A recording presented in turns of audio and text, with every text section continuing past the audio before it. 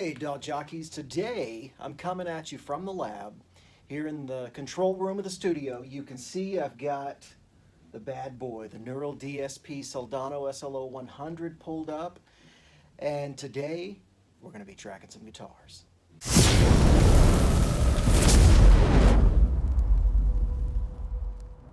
So as I said, dog jockeys, today I'm coming to you from the lab. We're doing a little bit of work on the SL27 album. I'm doing a song called Somewhere in Your Dreams. And so I figured I would just lay down a little bit of how I'm tracking the guitar so you guys could check it out and see what's going on. Now, as I said, this album is entirely being done with the Neural DSP Soldano and the Neural DSP Nameless, the Fatten Nameless. Killer sounding Sims. So let's see what we got here on my Soldano right now. This is the sound I've got going.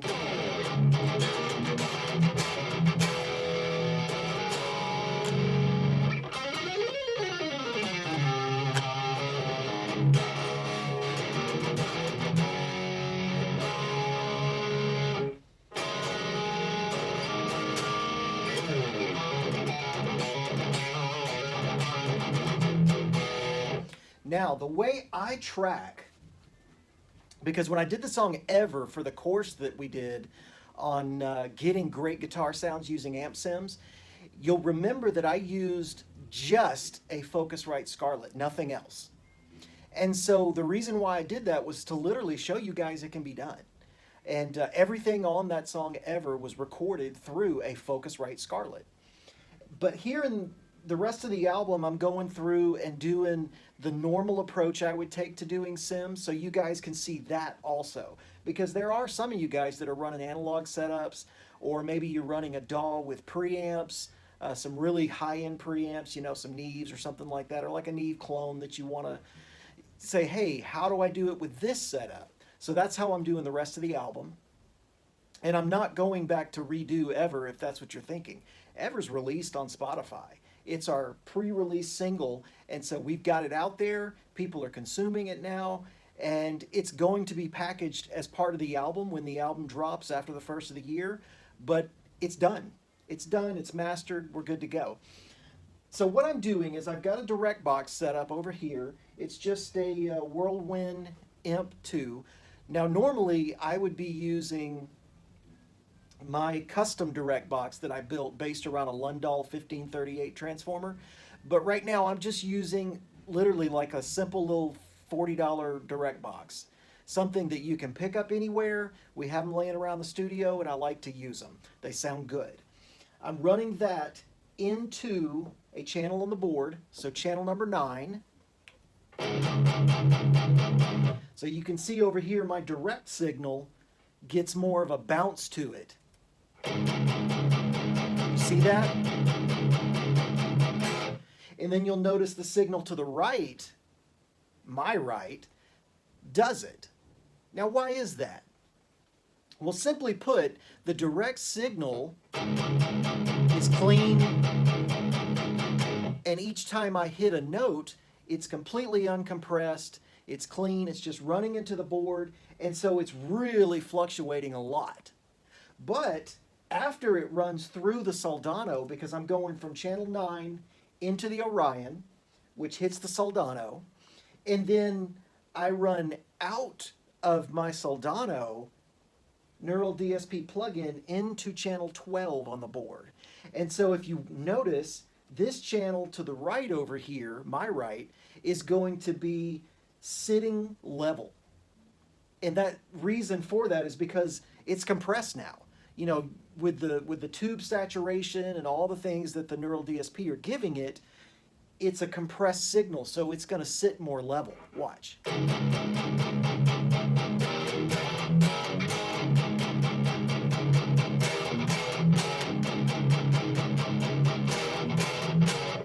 So you get a more even level because now you've got all that natural compression on there that's coming from the amp sim. So that's how I'm running. I go into the direct box, channel 9 on the board to give a little boost to the preamp of the raw signal. Now in Pro Tools, here's how I like to track. I like it to where let's say down the road I get into mix and I'm like, oh man, I really don't like that guitar sound, but I'm stuck. Except I'm not. See, I'm not stuck, because what I'm going to do now is I'm recording channel 9 as an input right here. So I've got my interface. I'm going to record channel 9 as a direct signal. Then I'm going to duplicate the track, and I'm going to record channel 12 here. So basically what I'm doing now is, you'll see the track right here where I'm going with my mouse. That's going to be my direct signal coming off of channel 9 off the board. Now the next track down right here is going to be my amped signal coming out of the amp sim. And so that's the way I like to do it, to get it to where not only are you doing the direct signal, but you're also doing the amp sim. And so it's tracking it like it would be an actual guitar amp. So I've got my SLO set up. You'll see I've got my cabinet. I've got my mics on it. I'm running a a dynamic 57, so an SM57 on one cone, and a Bayer Dynamic 160 ribbon mic on the other. And so that's giving me my 2 speakers, my 2 mics. My EQ is mostly flat. I've got a dip at 65 hertz because we don't want all that junk anyway. And I've got just one overdrive that's pushing the amp, and then no time-based effects. And so what you'll see here is I've got this saved as all around, just an all around good guitar sound. And so that's what I'm doing, so that I can track both my direct signal, and if you'll notice, I'm pushing the red a little bit on channel 12. And the reason why is because the Soldano is coming back out to the board. It's hitting those preamps and getting a little more saturation from the board, because this is basically a Trident 80 board. It's built by the designer of the Trident 80. So with that Trident style preamp and EQ, I'm able to really push it and get a little more saturation on it, similar to what you would do with like a tape plug-in or something to that effect. And it gives me a little more natural compression. See, it's hitting into that red right there. Just a little bit.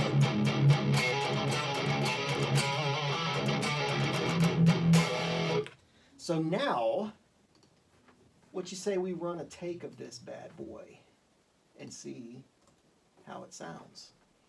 Now, generally what I like to do is I monitor off of the board. I monitor what I'm hearing direct. The reason why is I don't want to monitor the latent heavy signals coming from Pro Tools. I want to monitor the direct signal coming off channel 12, because that's my amp sim as I'm hearing it live. So that's what gives me the feel like I'm playing through a real guitar amp.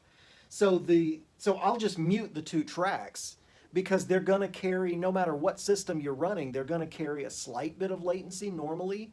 We can get it down with the Orion, but you know, I just go ahead and mute them and just monitor off the board so that I'm monitoring live. So let's go ahead and have a run through of this and see if I can get through it without messing up too badly. So let's take a look. 5 minutes later. Look at that. I'm 3 seconds in and I've already butchered something. See guys, I am a studio guitar player. And by that, I mean that I've done a lot of studio guitar work. So let's hit the tuner real quick. But that does not mean I don't make mistakes. But the most important part is to make sure that you get the track as tight as you possibly can, then go back and edit it to be tighter if necessary. But I always like to run through the tuner before every single take, because you want those guitars to not sound chorusy or like out of tune, out of phase, out of pitch. And that's what will happen if you don't tune before every take. You'll start getting chorusy sounding guitars, and I personally do not like that. I want the guitars to sound thick, I want them to sound heavy, and I want them to rock hard. I don't want any chorusing, pitch shifty nonsense going on unless I want it to be there. All right, so let's try this again, shall we?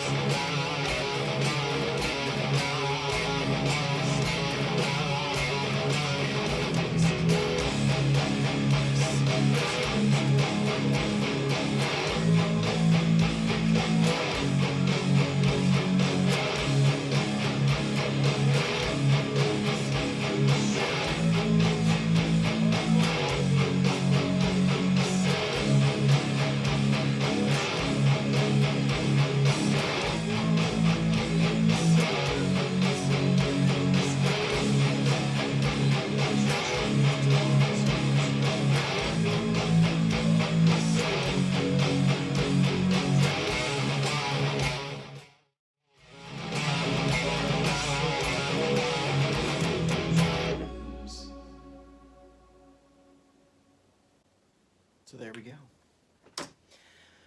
So that covers nailing that first track. Now I have to do it again. I've got a couple of things I want to punch in to clean up, but for the most part, I think we're good. So that's how I track the rhythm guitar.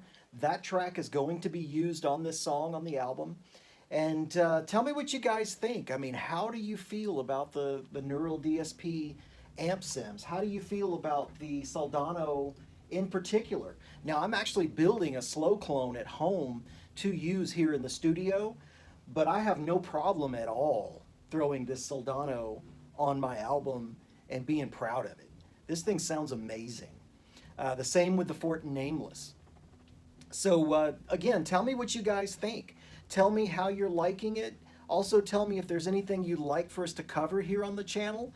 We're open to suggestions and would love to hear what you guys think. And for the guy that thought he was funny, yes, I do blink from time to time. Yeah, somebody commented, does this on one of my videos, does this guy ever blink? So yeah, see, I do blink just a little bit. So hope you guys are having fun with the videos. I know I'm having a blast. We'll get back to doing more tracking now, and I'll catch up with you guys soon. Take it easy.